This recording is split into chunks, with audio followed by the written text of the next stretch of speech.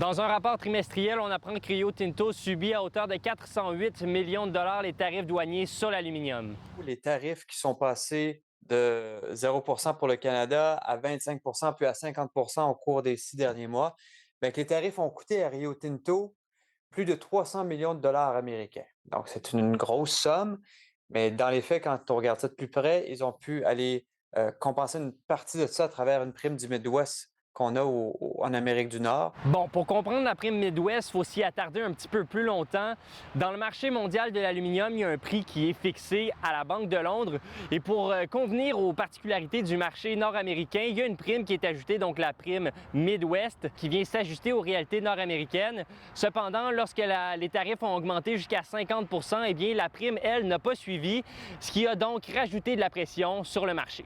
On dit souvent que oui, ça a un impact sur les clients, mais ça a aussi un impact sur les producteurs qui doivent manger une partie de leur profit ici en raison des tarifs. Pour réussir à amortir les 408 millions de dollars, Rio Tinto a dû augmenter les coûts face à ses transformateurs, ce qui n'a qu'augmenté la pression sur ceux-ci. À terme, il y a des transformateurs d'aluminium qui ne pourront pas assumer 50 de tarifs, qui n'arriveront pas à le refiler à leurs clients de l'autre côté de la frontière. Ce qui est inquiétant, c'est de voir un écosystème qui a pris des années à se bâtir pour les transformateurs d'aluminium disparaître suite à des tarifs qui sont indus. Et la crise qu'on vit également aujourd'hui sur les travailleurs étrangers temporaires n'aide pas nos transformateurs d'aluminium qui ont de nombreux travailleurs étrangers. Donc, c'est une tempête parfaite. Le nerf de la guerre dans cette situation reste les tarifs douaniers, une situation actuelle que déplore le député. Le premier ministre nous avait promis de régler cette question-là pour le G7. Maintenant, il y a plus d'un mois qui s'est écoulé depuis le G7 et ça crée une pression qui est